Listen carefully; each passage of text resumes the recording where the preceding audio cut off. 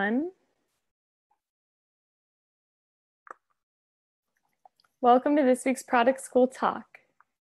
Thank you to everyone for joining us today. Hello, everyone. So at Product School, we teach product management, coding, data, and blockchain. Thank you to everyone that are for joining us worldwide. We have an awesome guest presenting today. I'd like to introduce everyone to Jay Melone. Jay is a partner at New Hair Data. Welcome, Jay. Thank you so much for joining us today. We have an awesome guest presenting today. I'd like to introduce everyone to Jay Melone. Jay is a partner at New Hair Data. Welcome, Jay. Thank you so much for joining us today. We have an awesome guest presenting today. I'd like to introduce everyone to Jay Melone. Jay is a partner at New Hair Data. Welcome, Jay. Thank you so much for joining us today. We have an awesome guest presenting today. I'd like to introduce everyone to Jay Melone. Jay is a partner at New Hair Data. Welcome, Jay. Thank you so much for joining us today. We have an awesome guest presenting today. I'd like to introduce everyone to Jay Melone. Jay is a partner at New Hair Data. Welcome, Jay. Thank you so much for joining us today. We have an awesome guest presenting today. I'd like to introduce everyone to Jay Melone. Jay is a partner.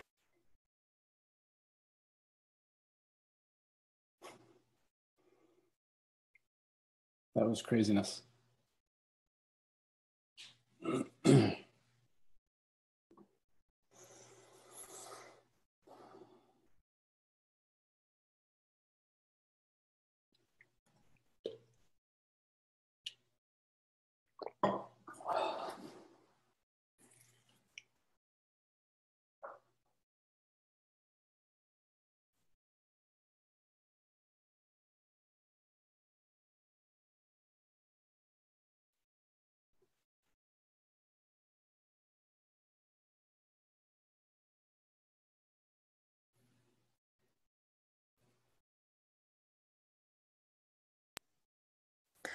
So Jay, while you're loading your presentation, do you want to tell us how you first got into product management? Hey, Kylie. Yeah, sorry if I lost you for a little bit there. We're good to go? So Jay, while you're presentation, good to go. Tell us how you. Okay. So good. So if I'll share my screen and I can get started.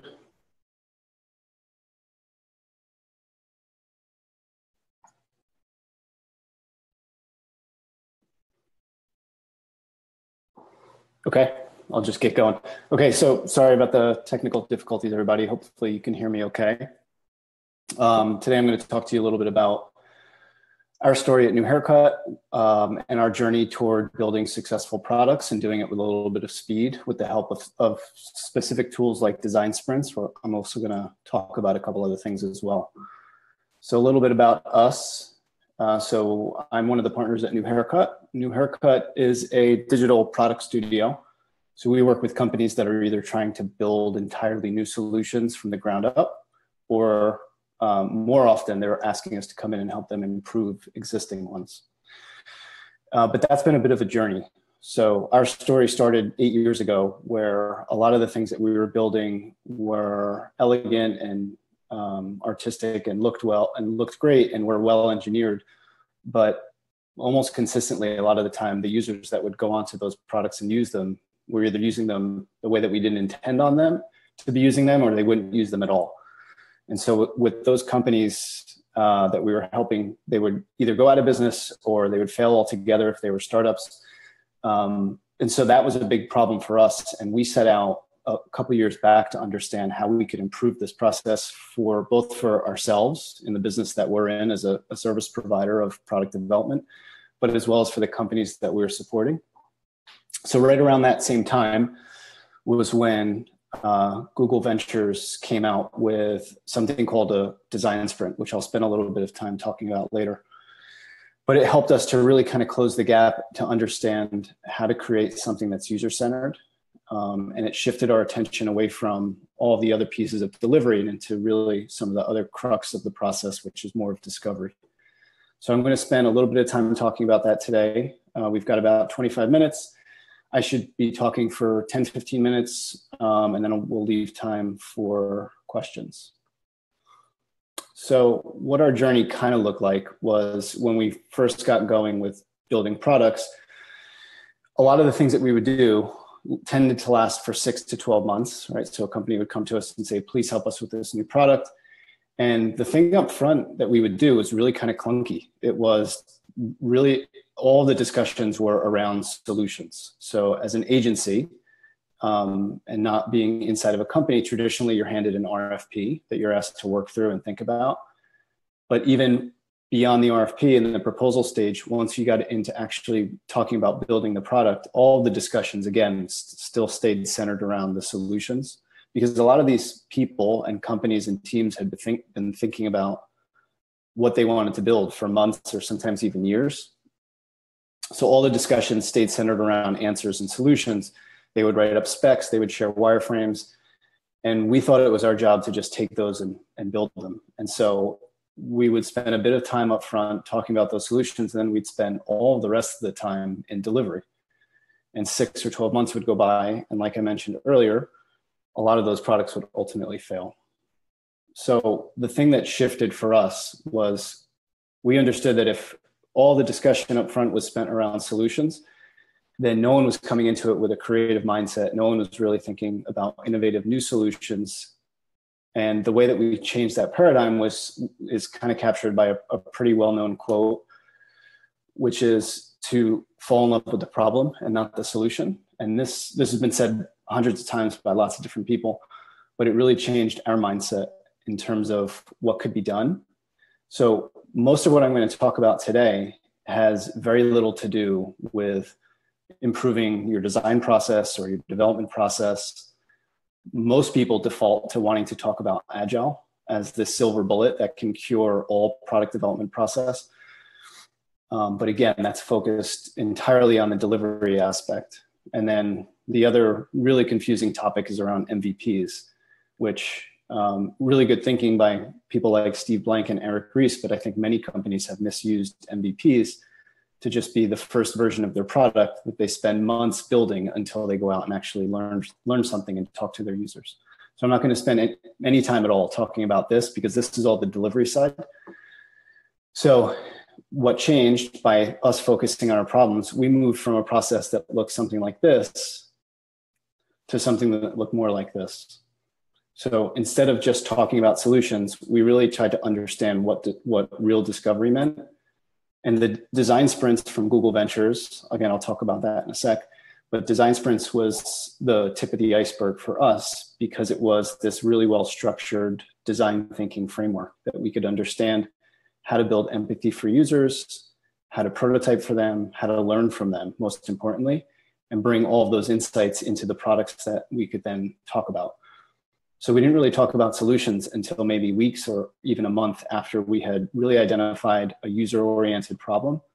And that fed into the delivery. And if you notice, our timelines as a result shrunk almost by half. So instead of spending 6 to 12 months to refine and go through this long development process, most of the things that we're able to do from even a new product entirely, they can be launched to market within 3 or 4 months. So this was one of the most exciting things for us, is that even as we got better and more centered around the user, we also got faster. So if you think about it, most companies spend a lot of their time thinking about the business need. A company executive or stakeholder will say, we need to make more money in this channel or from these kinds of customers. And that becomes their North Star, and that's what they center around. But if there's not a user or customer problem that connects to that business need, then there's no end in sight that's going to be favorable. And most of the time, it just means that companies drag on and go through iteration after iteration, trying to shoehorn in a customer problem into that business need. So if you're able to combine a business need and a customer need, that's where you get the synergy of products that really solve important problems. And as a result, can help the company significantly. So the process that I'll step you guys through, sort of this 4-stage process where the thing that we spend a bit more time on up front is problem validation. And so what I'm going to do is step through these 4. And as you see over to the left, these are some of the top product management challenges that I've had in my career, that others have expressed, that we've worked with companies and they've talked about, or that we've bumped into over the course of years over at New Haircut. So shifting priorities is always sort of top of the list. Getting stakeholders to agree upon giving away or letting people spend time on problems that they're not really well versed in. Getting people from different departments and experiences and capabilities to work together. Spec sign-offs, which typically take lots of revs through to get right and for people to feel comfortable signing off on. And then there's turf wars. Some of them happen in road mapping sessions. Others happen in just regular design process. They happen between product and engineer and design. Sometimes marketing comes into them. So we'll talk a little bit about that. And then if, as a result of doing things based on solutions, most of the time the end result are these endless product iterations. So the place that we actually start is within problem validation, and this is really more business focused. So I know we talked about the user, but the most important thing to do as a company is to really think about a problem that you're excited about solving in your domain. When you do that and you think about your strategy and where you want to go with things, then you can, once you have alignment from that perspective, then you can start to think about the users and how that would be affected by them. So some of the tools that you can use to work through problem validation, number 1 is problem framing. So in a problem framing session, and I'll also talk about time a little bit on these things. So some of these things take the span of a day or so. So these aren't really long, heavy discovery process. A problem framing session, the goal is really twofold. One is so that the team itself can understand what the problem is, so you can articulate it really well, so that different people from different walks of life and different capabilities and backgrounds can all understand what the problem is. And then the second piece is to make sure that that's a problem worth solving to begin with. When you do that, most of the time, companies that are solving these big problems, most companies aren't solving entirely new problems. For those that are, this is where you can go out and do a bit of qualitative research. So this is where you can talk to a few people and say, this is something that we're trying to solve here. Can you tell me some stories about it? Can you help me make sure that this is actually a problem that you care about a solution to? Once you have a little bit of clarity around the problem itself, it makes it much easier to have a discussion with other stakeholders that need to buy into this. But then everyone can kind of align on the problem itself, and everyone stays focused now from ground zero on the problem that the company is interested in being solved. And to make things a bit more exciting, get people, into having a solution brought to market, an impact assessment or a vision statement or a customer testimonial. These are things that you can really get the team excited about. What would it look like for us to solve this problem? And that's how you get people to buy into these things. So if you're able to do something like this, a problem validation session itself shouldn't last for more than a week or 2. When you do that, and you have this aligned team of stakeholders and a few core members of the team, they're much more committed to solve that problem. So I think what we can start to see happen is that priorities remain a bit more fixed because everyone understands the impact of solving this problem, right? So we can kind of wipe that one off the list. And also because you've been considerate and spent only a bit of time to bring these stakeholders into it, and now they're into this discussion from the initial discussions being had about it, it becomes a lot easier for them to lean into the discussion and to make sure that they feel good about committing resources to the project that would follow, right? So we lose that one as well. The next thing on the list is solution validation. So this is where design sprints come into play. And it's really important that I call it the distinction. So because design sprints have become such a big discussion and more in growing organizations, many are making the same mistakes that we made with design sprints, which is to think that any problem you can sort of drive through a design sprint and out comes magic at the other end. That just doesn't happen. So you still need to make sure that you've got business alignment, that there's a problem that you're solving that strategically aligns with what the company wants to accomplish. Then once you do, and the problem is really well stated and really clear, that challenge is then something that you can bring into a solution validation, and you can use tools like a design sprint. So during solution validation, some of the components of a design sprint itself, you can start with user journey mapping so that you get an understanding of the current experience that that user is going through. That helps to really kind of visualize the different stages that someone is going through during this experience and where their biggest pain points are. So that helps to really kind of visualize so that the team can align around the experience that they're hoping to create a solution to. You turn these pain points into solutions that you could solve by using prototypes. So a prototype is something that you would, in a design sprint, you'd spend a day or so turning into a prototype that's disposable but realistic enough so that you can solicit great feedback from really targeted users. So at the end of the sprint itself, you're doing some user testing and getting validation. So just to make sure everyone understands, a design sprint itself is what I call a design thinking framework that came out of Google a few years back. It got popularized by a team of designers there that were using it to solve some pretty important business problems. They took that process into Google Ventures, and then they wrote a book about it called Sprint. You can get it on Amazon. It was written by Jake Knapp, John Zeratsky, and a couple other of the design partners at Google Ventures. And it really kind of closed the gap to make design thinking a bit more palatable, something that can be understood, and there's some action items and some endpoints in sight. Whereas design thinking itself sometimes is a little bit hard to chew on, and it's maybe it seems a little bit endless. Design sprints itself is packaged and really well structured in a 3 or 4 or 5 day process. So that's solution validation. Oops.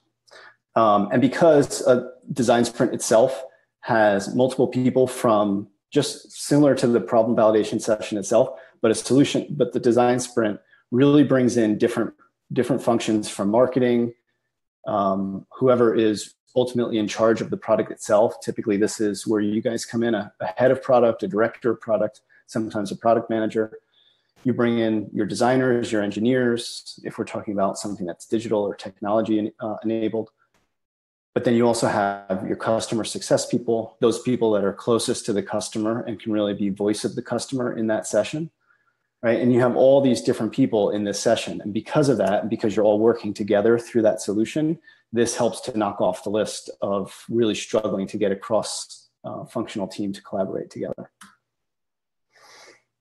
Okay, next. When you have enough information around your solution, this is when you can start to think about what your roadmap would look like. If you're iterating on an existing product, you can go back and reference your existing roadmap and find how this aligns with some of the outcomes that you already had thought about during the year or the quarter or several months. But one of the big pitfalls with road mapping is that a lot of teams structure them based on features. And so this kind of goes back to the original problem that we started out with. If in the road mapping session, you're thinking about features, and then on top of it, you're associating dates to that, that becomes a big pitfall, because then as months go by and you're continuing to learn based on evolving the prototype into an actual solution, it sort of removes any ability for the team to think about how that feature could or could not have worked. So instead of thinking about features, I like outcome-based roadmaps. One of the frameworks that you can use to structure an outcome-based roadmap is a system called OKRs, which stands for objectives and key results. So your outcome is the objective that you're hoping to achieve. And most of the time, these are done in quarters. And the key result is how you'll measure that success. So this sort of ties into the business metrics. So if we were to use Instagram as an example, and a stakeholder said, we need to increase new user retention by 25%. That's the outcome that we're hoping to achieve. That's really clear, number one, and everyone can sort of rally around that, as opposed to, we need to create this new photo upload feature, because that may not achieve the outcome and solve the problem that the company was hoping to solve to begin with. So we keep things outcome based, and then additionally, we can measure success of how the product goes to align with those outcomes. One of the frameworks that you can use is the HEART framework. This comes out of Google. Heart stands for happiness, engagement, adoption, retention, and task success. So if we continue to play on that example of increasing new user retention by 25%, an engagement metric that you might track might be number of new photos or videos that a new user uploads. That would show that they're continuing to use the product and coming back and taking action in the product itself. Oops, keep doing that. So the roadmap itself is not a replacement for specs like product requirement documents or project plans. It's just something that everyone, if you do it in this fashion, everyone can really look at it and understand it. Marketing can go and build campaigns based on that roadmap, right? Because they have a general sense of the outcomes. The product team themselves have a working plan for the things that they need to accomplish and how that is going to be measured. And how that's going to be measured is going to be something that's really interesting to the stakeholders as they keep an eye on the success of the product itself. So because of this, this becomes a great supplement to all the other things that you create, and it tends to help with the spec sign-offs and the handoffs in general. So that's one thing that we can knock off. And then on top of it, the road mapping session itself is also something that you're doing as a team. So one thing that I try to say is that as product managers, we shouldn't try to own the product, but we should try to own the process. So your job, your biggest contribution that you can give to the team, especially in a session like a roadmap, is to help them and facilitate them through this process and stay focused on problems and outcomes and measuring success that way. So we can knock off some turf wars. Okay, and the last part is delivery. So if you notice, delivery is just kind of one spoke out of four. And granted, there's a lot of people that tend to need to get involved at this point. And it's still a challenging piece to do all of the things that happen during delivery. For a digital product, you have your UX, UI, there's agile dev sprints. And I realize there's a lot of confusion since design sprints came out, and these are two different things. But you have your dev sprints in here. You continue to do your user testing. You can start to wire the platform or the product itself for some of the quantitative metrics that you'll then go and use to benchmark and think about next iterations of the product and what you've learned from that initial product launch. So these are the four things. And hopefully, if you take this comprehensive approach, the endless cycles and product iterations will reduce, and your overall time to market will reduce. You'll learn things a lot faster, and you could really respond better based on users and how they're working through and communicating their problems and seeing if your solution lined up to it. The other thing that I'll say to wrap up is that a lot of the challenges with MVPs and not taking an approach similar to this, you don't have to follow this exact recipe, but one of the problems in thinking about agile and thinking about bringing products to market and then learning, so that the paradigm of build, learn, and then measure, is that even the simplest of things often take a month or 2 months, especially a new product tends to take a month or so, let's just say really kind of aggressively. In that month, you lose the ability to talk to your customers if all you're focused on is the build. But then on top of it, once you bring that product to market, all of your feedback and insights that you get from the customer start to be filtered through the solution that you thought of, instead of starting the discussion by asking them what their problem is and how they tend to solve it today, why it's a problem, why would it be important to them. So it's a bit of a shift in terms of learning a little bit up front, spending the time up front to understand the problem. Not a lot of time. We're talking about the blue, green, and yellow pieces of this circle tend to take anywhere from 4 to 6 weeks. So it's a bit of investment up front in terms of discovery to really power a lot of your delivery process. So that's it. Kylie, just a quick note, my email's here, my handle on Medium, where I spend a lot of time talking and sharing additional articles. And then I'm launching a book, hopefully in the next month or two under New Haircut, to talk about stuff similar to this, product management, using tools like design sprints and other discovery process. Great. Thank you so much, Jay, for presenting and for helping clarify the pitfalls of roadmaps. I really like what you said about our job as PMs is not to own the product, but to rather own the process. I've never heard that before, and I really thought that was a cool way to own your job and own what you do and help inspire others to do the same. It was so great having you with us.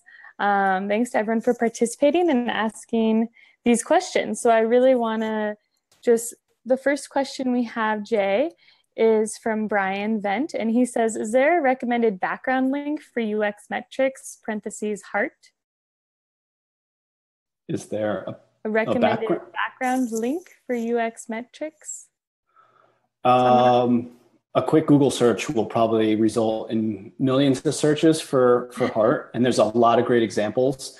What I find most helpful is when PMs share how they apply heart so that you can get some context around how they track the different metrics along their product journey, because there's so many different ones. And typically what I've learned to be best practice is to focus in on one or two for every sort of product sprint out to market and not try to map out every single one. So think about what's most important in terms of your business metrics and then tie those into UX metrics that are a best fit to measure that success. Okay, great. And then if you, let's see, perfect. Okay, and then our next one is from Elkin Castro, and they ask, how long is your design sprint? So the textbook version of a design sprint is 5 days. And for the first year of us running design sprints, we kept it as 5 days. But we've changed the process a little bit based on things that we've learned and pitfalls that we've bumped into. So one of the things that we moved out of the sprint is the user journey map. And by doing that, it brings a lot of clarity into the discussion on the first day of the sprint.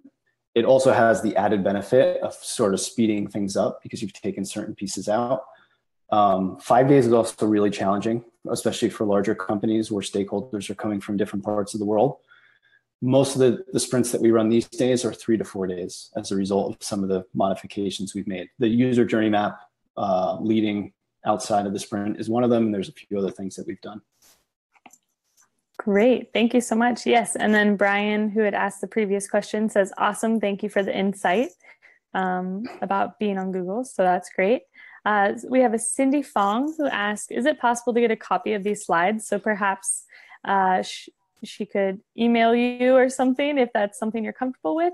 If not, Cindy, we can potentially figure something out for you.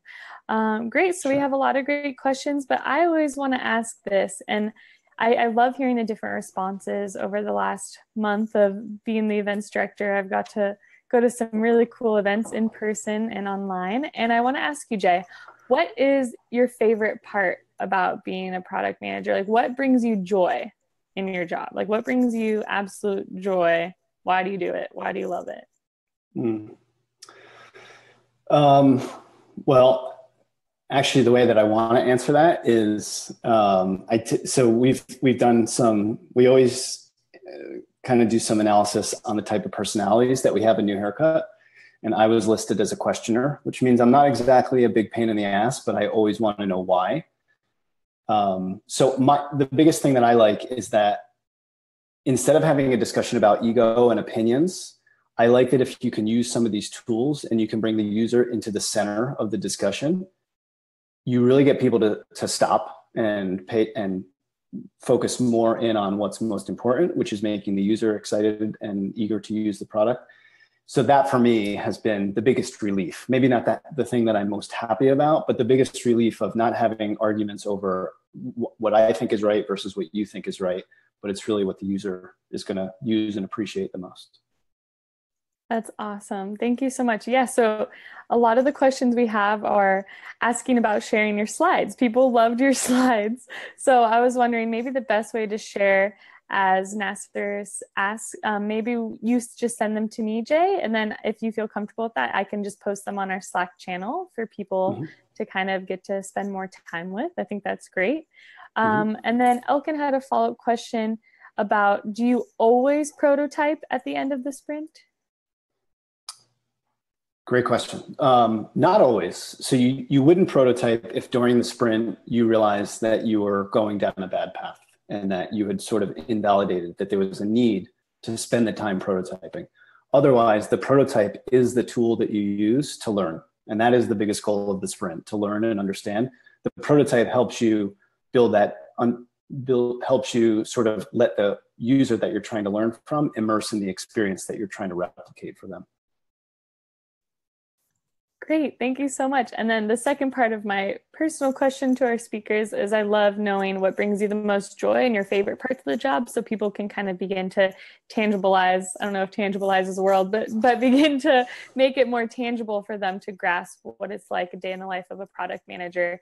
And then I also want to get real and ask you, what is your least favorite part? Like, what is the most frustrating thing about your job where you have days where you're like, why do I even do this? You know, what kind of gets you to that space? Not that I want to dwell on it, but I'd just like to touch on it. Probably the inverse of what makes me most relieved and happiest when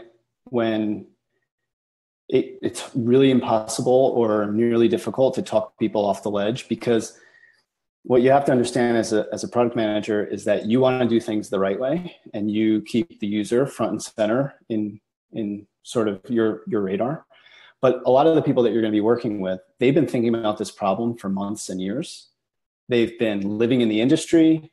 They say they are the customer, or their mom is the customer, and they know their mom really well, and they know their mom better than you.